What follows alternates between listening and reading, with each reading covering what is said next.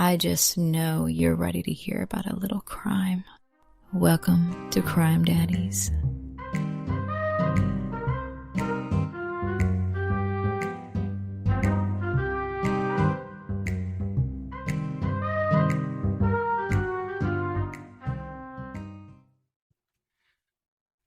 Welcome back to the podcast, everybody, and we are your crime daddies. I am Hunter. And I am Jacob. We are so thankful to have you back for another week on this episode Jacob's going to be bringing us today. Thank you so much for all the love you have been showing us on social media and the comments and reviews that everybody has left behind on our podcast. Yeah, we appreciate all of it. And you guys just coming through week by week has been nothing short of awesome, and just all the support you give us. We can't thank you enough. I'm going to go ahead and just jump into this case. Hunter, you ready? Yes, Jacob, I am ready. Bring it to me now.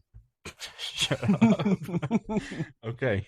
So this is my first case that I've done that is around Southeast Missouri. About time. Most of the time you're doing all the Southeast Missouri ones, but I do the ones that are kind of just like low radar, but they're in other places. But I figured I would hop on the train and go ahead and give our listeners another SEMO story because they seem to like those pretty well. So if you're ready to go ahead and jump in. Whenever I mean by this comes from Southeast Missouri, I mean it comes from right in our backyard pretty much. It happens in Stoddard County. Jeez. So this happens in Stoddard County near Acorn Ridge, which if you know where that is, it's over by Puxico a little bit.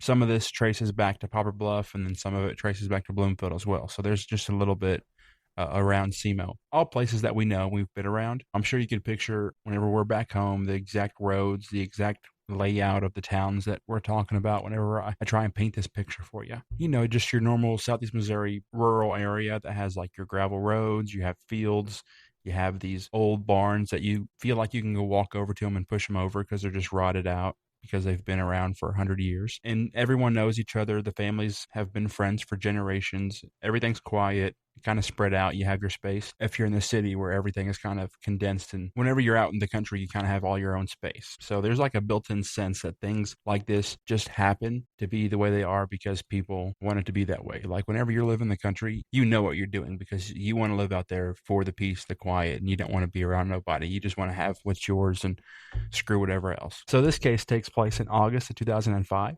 We're going to get started where we deal with a 12-year-old girl. Her name is Miranda Dowdy. She is from Poplar Bluff, and she had just finished 6th grade. She had a twin brother, and from everything that has been said about her, she was just a normal kid. In 6th grade, she's involved at church. She has a really close family. There's nothing really different about her situation that would make anyone think that she was at risk for anything. And this particular weekend, she's staying near Acorn Ridge, which is over near Puxico, with some of her relatives while her mom is working, which is just something that happens time to time. And I'm sure you did that growing up. Whenever mom or dad was working or something, you might go stay with your cousins or stay with grandma and grandpa. Like it just happens. And I grew up the same way. Kids stay with family, especially whenever you're out in the country. You just go spend time with your family. And so nobody thinks twice about that kind of thing because that's where you're supposed to be safe, is whenever you're with your family.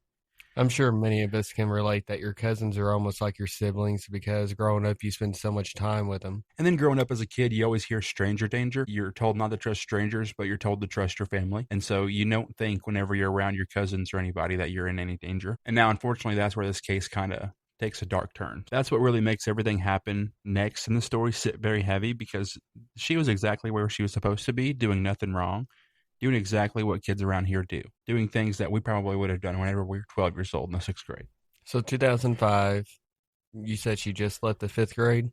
Just left 6th grade. Just left 6th grade. Okay, Yep. So she's probably out catching fireflies at night or riding her bicycle, just doing everything that a young girl her age would probably do. Yeah, her family has some property out in the country. She's just having fun. Just exploring, right? So she's there with multiple relatives. Like I said, it's her aunt and uncle's house. One of her relatives is her 19-year-old cousin, Steve Chipman.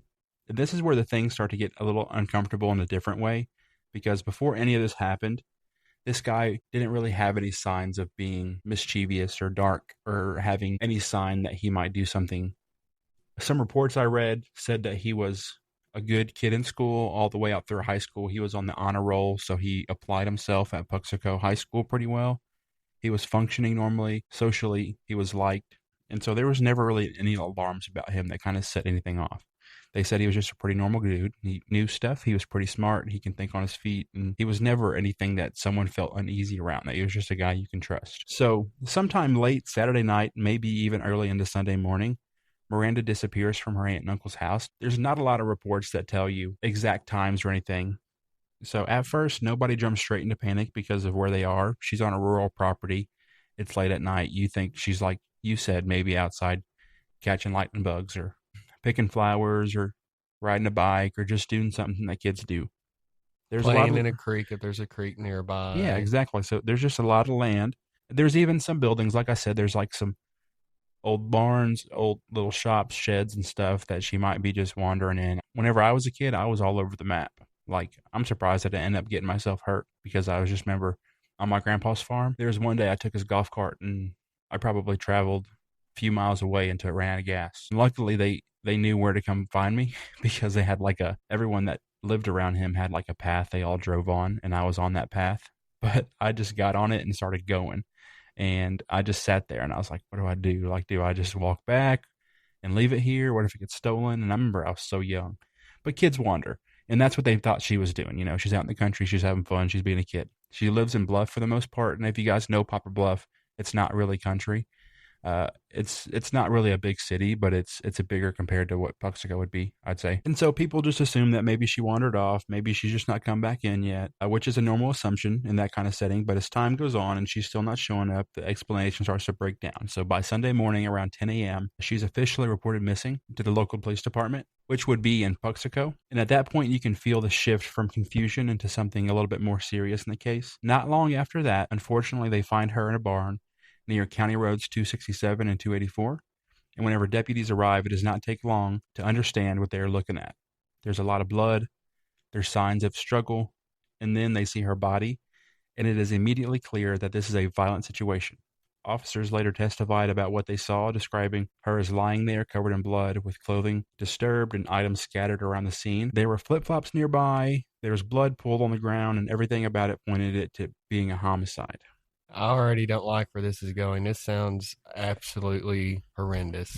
So it's scary. I got a niece that is her age right now, and I don't ever want to know what it's like to be in that situation. Yeah, for that to be one of my family members. And I'm going to go ahead and just give everyone a trigger warning in case you don't want to hear about this kind of stuff. If you like true crime, most of the time you're going to have the stomach for this kind of stuff. But for some people, it could be triggering to hear. We're going to talk about some disturbing things like the sexual assault of a child, of a minor. So before I get into those, I want to give you guys a warning. Like I said, all the signs pointed to homicide. Then they took the body, they did an autopsy, and that is where the details came back and they really started to lock in. So Dr. Russell Diedecker performed the autopsy, and basically, what he tried to do was the most objective way to reconstruct the physical side of the crime. It's not just confirming the cause of death whenever you're doing autopsy. It's documenting every injury, the number of wounds, where they were, how deep they were, and sometimes even the sequence of events. You're trying to map out what led to the death. But you know what? Thank God that they are actually doing an autopsy and they got a medical examiner actually doing a thorough job, because that makes a huge difference in a death or a death investigation. It does. And so what they find is that in Miranda's case, it showed that she died from stab wounds to the head and back, and they were 34 stab wounds, 34 separate stab wounds. What a complete psychopath that did this. Yeah. Because, I mean, when you talk about stabbing somebody, you know how much effort that takes. Like, just sit there, hold your hand up in the air, and act like you're swinging it down as hard as you can 34 times and tell me you don't get tired. Like, you have to have a burst of adrenaline to be able to do that. Yeah. Yeah, it takes a psychopath to do that to another human being. Yeah, they say that stabbing and strangling are very intimate compared to shooting. Like, it might be easier, not saying one is worse than the other, but it might be easier for you to shoot a gun at somebody than it is to stab them 30 times. If you stab someone 30 times, you obviously feel some type of way about that person. I need everybody listening right now to lock in for a second, because what I'm about to say is either going to make your life easier, fix your week, or score you some serious points at home. And I'm dead serious. Yeah, this is one of those where if you listen, you're good. If you don't, you're probably going to regret it later. I'm serious, though. Whether you're a guy or a girl, you're young or you're old, everybody hits that point where you're just worn out and you need a reset. And most people don't actually take the time to do it. And when they finally do, It makes a bigger difference than you think. We've both seen it. When our girls actually take time for themselves and go get taken care of, it's a completely different energy when they come back. And that's why this episode is brought to you by Bellissimo Spa. Whether you just want to go in for something simple like nails or hair, or you want to spend a full day getting the works, they've got everything covered, and I mean everything. Yeah, and Bethany Harris owns and runs it, and she is really one of those people that can do a little bit of everything. But what stands out is the team that she has built around her. Yeah, that's the big difference. You've got people there that actually specialize in what they do. Hair, nails, facials, lashes, waxing, massages, you name it. You're getting someone who knows exactly what they're doing, not just somebody who bounces around. And that's why the experience feels different. It's not rushed. It's not thrown together. You actually have a feeling like you've been taken care of. And look, even if you're a guy listening to this podcast, no judgment from your crime daddies. If you need a massage or a head spa or just a break yourself, that applies to you too. So whether you're a dad treating your daughter, a husband or fiance taking care of your girl, or you're just stressed out yourself and need to unwind, this is one of those places that covers every single bit of that. Yeah, and they are located right here in Dexter at 14 South Locust Street. Hours are Monday, 8 to 5, Tuesday, 9 to 8, closed on Wednesdays, Thursdays, 8 to 5, Friday, 8 to 4, and then closed all weekend long. Book with Bethany or her team. And when you go, make sure you let them know that your crime daddy sent you. Yeah, so just take the time and take care of yourself, or just take the time to care for somebody else. Either way, it's definitely worth it. Bellissimo Spa is Crime Daddies approved. Now let's get you back to the episode. So remember, 34, that number matters, not because it's just shocking, it's a big number, but because of what it tells you about the nature of the attack. Like Hunter said, this is not something that just happens in a single second and stops. It's not an accident. This is repeated action. This is continuing well past the point when someone would have already known exactly what they were doing, and way past the point where damage was already done. And then on top of that, her body had also been burned. So piggybacking on what Hunter had talked about last week in his case with Teresa Butler, we talked about how whenever someone tries to burn a body, they're trying to remove evidence. And so that's where I kind of went with this. That's where it tends to seem to go. And people do not realize how hard it is to actually burn a human body, because think about how much of the human body is made up of water. There is all that moisture that's going to be making it extremely hard to burn a human body unless there is plenty of accelerant to keep that fire extremely hot and to keep it going without it being extinguished. Yeah, and so that's what they ended up finding out, is that obviously it didn't burn her all the way through. She was intact enough for them to perform an autopsy, and so the fire didn't do too much damage as opposed to what the stabbing did. So her body had been burned using hay from the barn. So that adds a whole nother layer entirely to this case, because now you're not just dealing with the act of killing, you're dealing with what happened after. Hold on. When you told me he tried to use hay to accelerate the fire, I can already tell you this guy is a complete idiot. He's a moron, because hay burns off so fast. Yep. There's a reason why you use some nice dry wood for a fire and not just something that's going to burn up quick like hay. Like, it's not good fire fuel at all. So I'm just going to go ahead and say it. This guy is a complete dumbass. Yep, he is. So not only is he an asshole, but he is a dumb asshole. That's what I'm saying.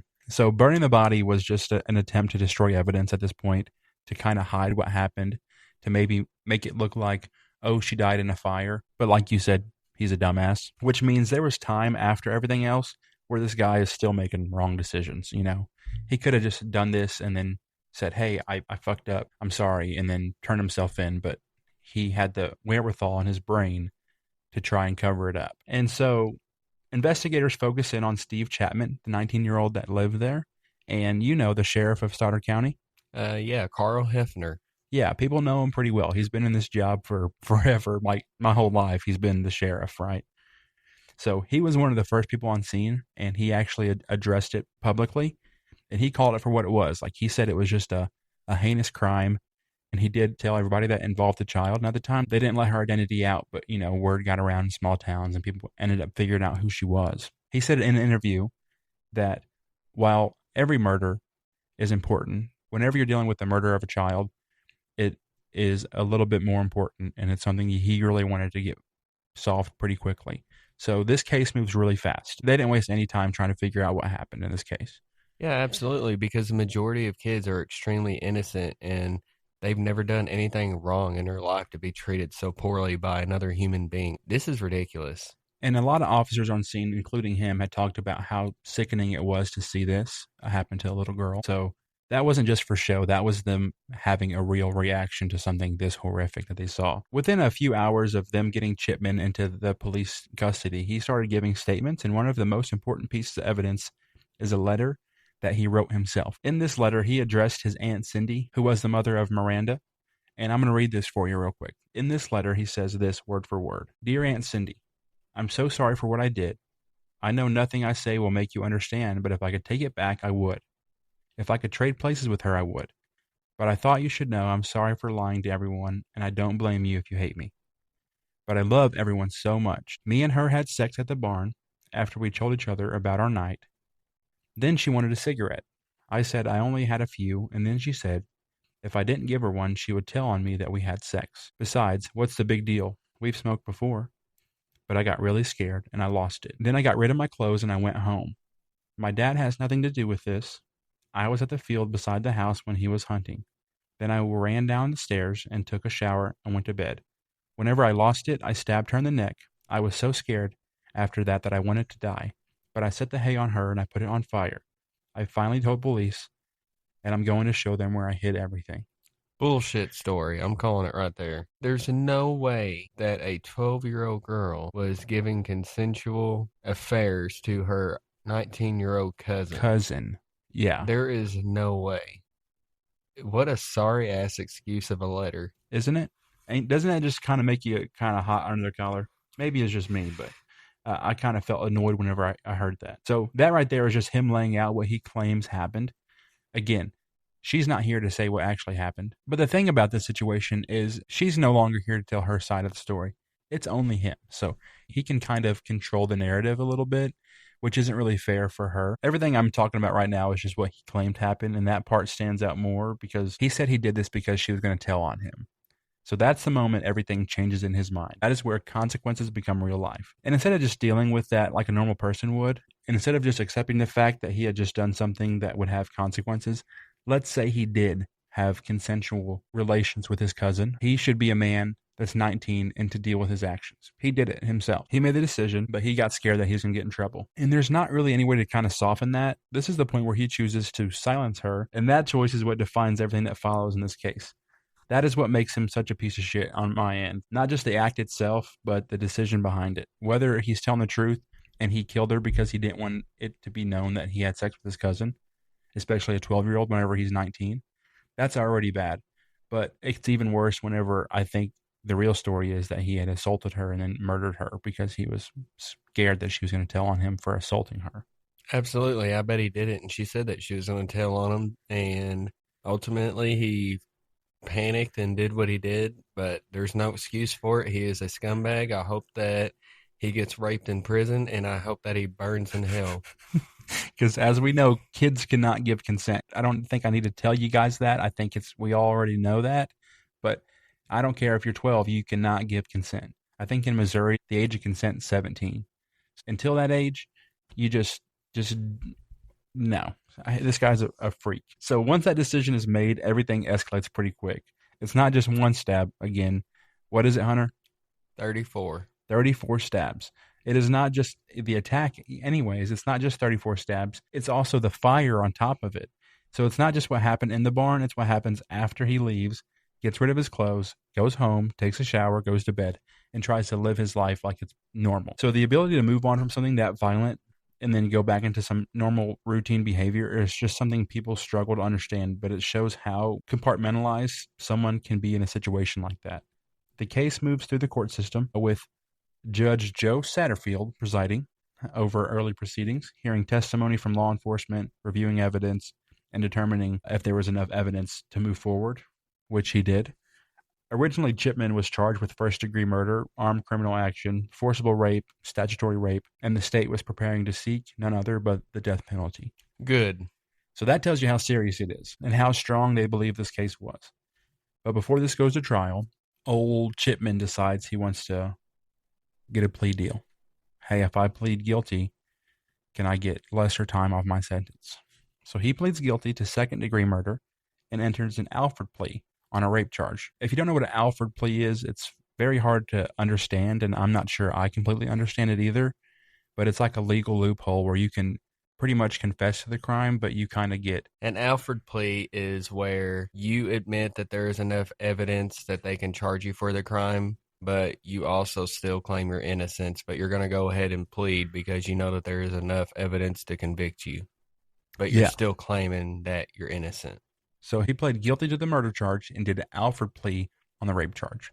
Obviously, it's kind of hard to prove there was rape because she was dead and burned, right? And so he did what he wanted to do. He hurt the evidence. Yeah, but they can still do a rape kit. Even if the body is burned, if he would have left semen inside of her, then they should have been able to perform a rape kit, because if the whole body didn't burn, then it should still be in there. But what he's saying is that they had consensual sex. Even though you can't consent at 12 years old, he's saying that she wanted it. And so he's saying, if you find my semen there, that's why. I'm already pissed off at the fact that he's doing an Alford plea in second-degree murder. Like, so I already know he's going to get a light sentence, and it's already pissing me off. Yeah, so he doesn't even fully admit guilt on everything, which I'm surprised that the court let this happen, because they said they had enough to go for it. If Judge Joe Satterfield says you have enough, by God, you probably have enough. If he can lay the hammer down, he's going to. As he should. He should have. So he is sentenced to 30 years for second-degree murder, and then 30 years for the rape. Luckily, they're not served concurrently. They're served consecutively. So it's going to be 30-year term and then another 30-year term. Does he have like an 80% time and he can get parole? It doesn't necessarily say anything about parole. I hope not. I hope that he has a heart attack and dies in prison. Now, later it does say that he tried to appeal, which is pretty nuts because this was his plea deal. How are you going to appeal a plea deal? But that's beside the fact. Arguing that the court did not properly establish intent whenever he pleaded guilty. But the court looks at the full record, including the autopsy showing, 34 fucking stab wounds, his own statements, his own letter to the little girl's mom, his aunt, and determines that there was more than enough to establish what happened and why he did it. There was enough evidence that he could have got the death penalty. Yeah, and he just must have had some good lawyer that kind of had some loopholes to get him a little bit less than that, which is really sickening. Whenever you see this guy, he just looks like a little weasel. He's just gross looking. Because not only are you raping a minor, you killed her, you try to dispose of the evidence, there is enough there to convict on death penalty, in my honest to God opinion. The only thing that I think would save him is if the family wanted leniency. And I'm not sure, it doesn't really say if the family wanted that or not, but that's where all the legal side ends. They just, no more appeals. He hasn't got any more appeals that have been went through. He's just serving his sentence. So he's been in there for 20 years now. He got convicted in 2006, so he's been in there for 20 years. He's got 40 more years. And everybody, like I've said in the past, and I'm going to die on this hill, I am not a huge fan of the death penalty, because there has been so many innocent people died because of the death penalty that were later proven innocent. But certain circumstances like this, where the perpetrator is 100% guilty of the crime, what's the point in this scumbag still being on the earth if he's willing to do extremely harsh crimes to a minor like this? I would not lose any sleep if somebody killed him in prison. Me neither. And what's sad is that Miranda's life ended at 12 years old. He's got the opportunity to get out of prison whenever he's 79. That does not sit right with me. That he's going to get another chance at freedom. And this little girl who thought she was just going over to her family's house for the weekend to visit her aunt and uncle, go out into the country, because I bet school in Poplar Bluff was getting pretty hard, and you're 12 years old, you're in 6th grade, you just want to go out and have some fun. And she goes out, and this happens to her. So it really makes me pretty pissed off to know that he's going to live a life that she was never able to live. When you take a step back, all you're left with is the murder of a 12-year-old who should have been safe whenever she was with family, who had a life ahead of her, and it ended in a barn. And so whenever you read that letter, the one that he did, quote, "Dear Aunt Cindy," it drives home that this was not strangers. This was family. He felt bad, obviously, that he was going to write her mom, "Hey, I'm sorry, I didn't mean to, I snapped." And he even tried to say, "My dad didn't have anything to do with it." That letter alone is enough to be proven guilty of everything for him because he already 100% admitted guilt. And knows that it's wrong. It's knows not that saying yeah, I didn't know it exactly. was wrong. He's saying I know it's wrong. He's saying my parents had nothing to do with it. So it was just me. So he's admitting to it, and he's establishing where he was and what he did and why he did it. And so whenever you start to look at the psychology of it, that's where the case ends. And now I'm going to just jump into like why I think some of the things psychologically happen. It really comes down to something that is not really complicated, but it's just disturbing. Whenever you're 19 and you're a man and you're disturbed in the head like this guy, and you have a 12-year-old cousin come to your house, and you can establish control and fear, the moment she said she's going to tell, he no longer had control of that situation. And instead of facing that, instead of accepting consequences, he makes a decision to take control through violence. So that's where everything kind of shifted in this case, I think. That's where it stops being something that could have just been handled. You know, he could have just dealt with it and moved on, you know, obviously hurt her, but not have ended her life. But he didn't do that. He decided that assaulting her wasn't enough, and it became something that was very irreversible. You also can't ignore the fact that this involved a family relationship. So that boundary was already crossed before the violence ever happened.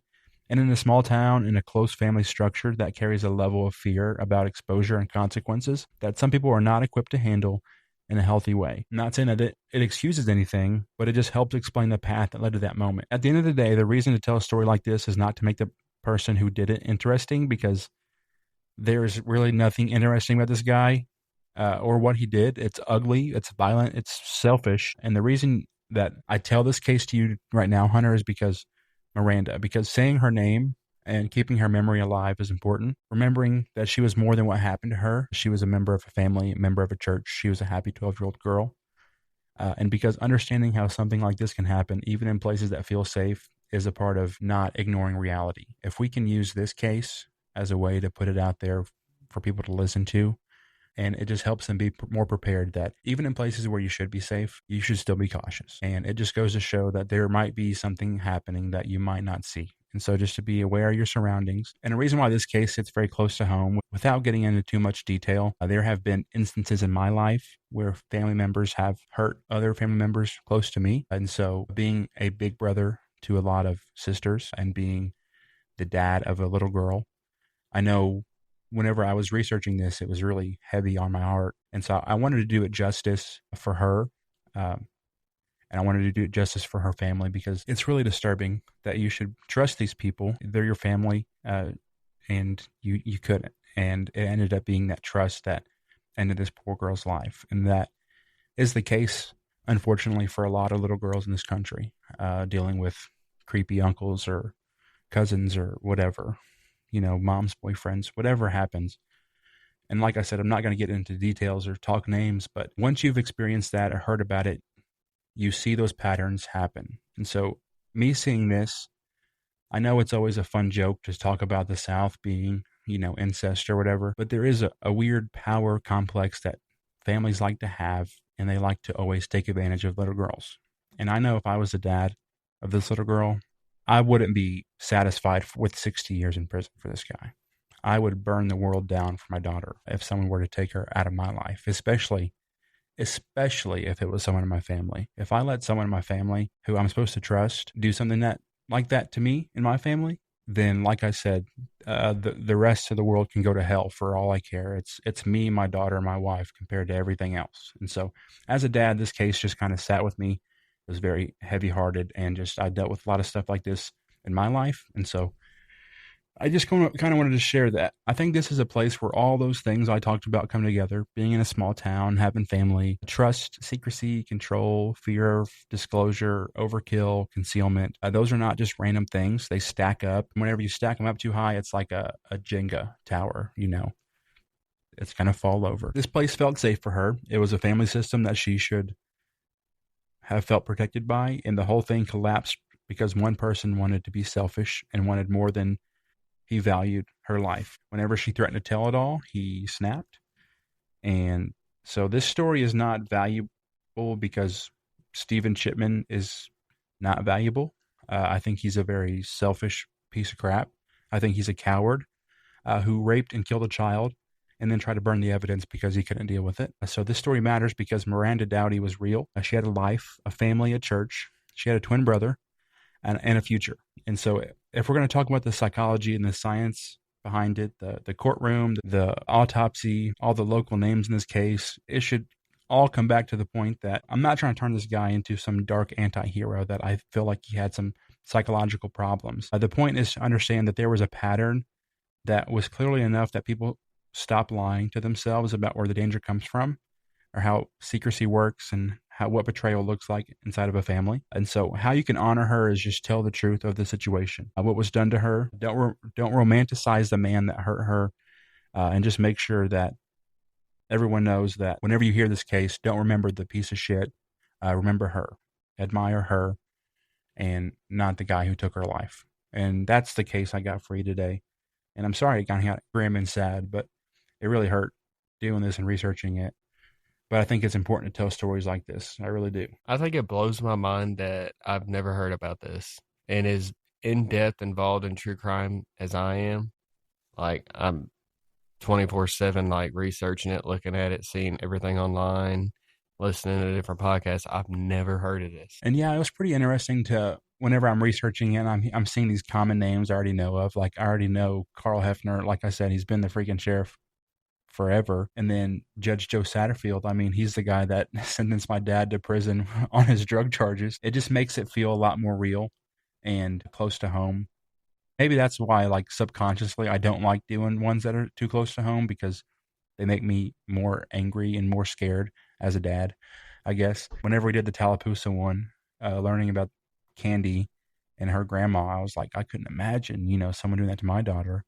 And so most of the time, whenever you hear true crime cases, what is it? It's like a 20 to 35-year-old man, and it's always not always, but most of the time it's a woman who was hurt. And so my heart just breaks for the people that have to go through that. And I hate that's the case. I hate that men are monsters a lot of the time, and I hate that women are victims most of the time. I wish the world was more like Christ and more like what we see in the Bible, and how it should be. But I also know that the world is imperfect and we're imperfect people, but it just scares me. So that's my first case I did around SEMO. How'd it come out, Hunter? I enjoy the way that you presented that story. I think you did a great job, but I did not enjoy the story itself. And Stephen, you are an asshole, and I hope that you get what's coming to you. I hope that at the age of 79, as soon as you walk out of the prison doors, someone flying by in a semi just hits you and you just go out. And then you're laying on the side of the road and you're just bleeding out and you're thinking about how you thought you were going to get freedom. And here you are bleeding out on the side of the road because you're just a piece of fucking trash. That's how I feel about it. I think that violent offenders against children like this should be castrated. Yeah, that's one thing that Florida does that's right. Florida is really hard on child predators compared to every other state. Good. Like Florida's like, they just, I think they're introducing a law that if a child under the age of 12 is hurt, then they're eligible for death penalty, which is awesome. Yeah, good. Yeah, because most places, and I hate to say this, they're pretty relaxed on child offenders. Like Ohio, for example, you might just get probation, a slap on the wrist, maybe even just a year in jail, but you're not getting much more than that. Here's what's weird to me. I am 30 years old, right? Yeah. But I cannot, in my head, figure out why a grown man would have any sort of attraction to a minor. I mean, it's disgusting. Like, they're children, they're innocent, they don't know how harsh and cruel that the world is yet. Yeah. And you're stealing everything from them. I'm going to go off on a little tangent, and this is because I like to follow those like predator catching videos just because I like to see these predators kind of get what's coming to them because I hate pedophiles so much. And there's this group I follow, Dads Against Predators, and I follow them because they lay their hands on these individuals, which I agree with. I think these individuals need hands laid on them. And so one of the guys who runs it, his name is Shua Mundy. His name's actually Joshua Mundy, but he goes by Shua Mundy on social media. He runs Dads Against Predators. And he was on a podcast last week, and he was talking about what he thinks or why he thinks grown men might be pedophiles. He says it's 95% power. And just so if you think about it, someone who is poor, ugly, doesn't have anything else going in their life, they don't have control of anything else. And so if they want to feel power, they have to go seek power out on something that's as innocent and easy as a child, right? And so I don't think it's necessarily like first the attraction thing. I think it's the fact that they don't have power over anything else in their life, that they need power over something. And then it's an attraction thing second. Like I think that's the case. And then vice versa, it goes all the way to the extreme. Whenever you are super wealthy and super rich, that you have power over everything else, that you also want to have power over children. Like hardly ever, whenever I'm watching these Dads Against Predators ones, do you find guys that are in the middle. So yeah, I think just people that have nothing going for them and people that have everything going for them both want control and they want power. And what's the easiest thing to have control and power over is innocence, because a kid's going to trust you. They're going to fall for it. They're susceptible. They're not as smart as you are. You're older. You have your age against them, and they exploit that. And so that's just my small little tangent. That's because I watched a lot of those Predator videos. And like I said, this guy, he gives them the option. I'll call the police, or we can go outside and you can let all my buddies just smack the shit out of you really quick. And it works for the most part. And then the funny thing is, they still call the police, but they can't get in trouble because the guys gave them permission to slap them. But that's my case. That's where I'm at. I think this guy's a piece of crap. Miranda, R.I.P., your life was taken away too soon. You were just a 12-year-old girl, and I'm sorry that this happened to you from someone who you trusted and should have been there to take care of you and did the opposite. So that's my case for today. Rest in peace, Miranda, a beautiful young soul lost too soon. Our condolences go out to all of her family and loved ones. Jacob, thank you for bringing us the case this week, but I don't appreciate you bringing that much of a heavy hitter. I know, it's hard. Maybe that's why I should probably stick to not doing ones around SEMO, because I get kind of somber about them just because they're closer to home. It feels more real. Not to say that other cases aren't real, but whenever it's happened like right down the freaking road, it just makes me more scared, I guess, now that I'm a dad. Thank you again, everybody, for tuning in this week. And thank you for all the love that you show us on social media. I can't thank you enough times. I mean that from the bottom of my heart. We love you all. Remember, I'm going to say it every week because I want you to do it. I want you to go in and leave us 5-star reviews, like, comment, share on all of our platforms. Follow us on Facebook, Crime Daddies. Follow us on Instagram, Crime Daddies Pod. Follow my personal TikTok, Hunter_Semo. Jacob, what's yours? You can follow me at Jacob W.C. Smith on both Instagram and TikTok. And if you guys want to see any behind the scenes stuff, maybe even bloopers, you might be able to go on to our TikTok and see more of like our day-to-day lives. So we might post some true crime stuff on there. You might post some other stuff on there. So if you're interested, go on over to those.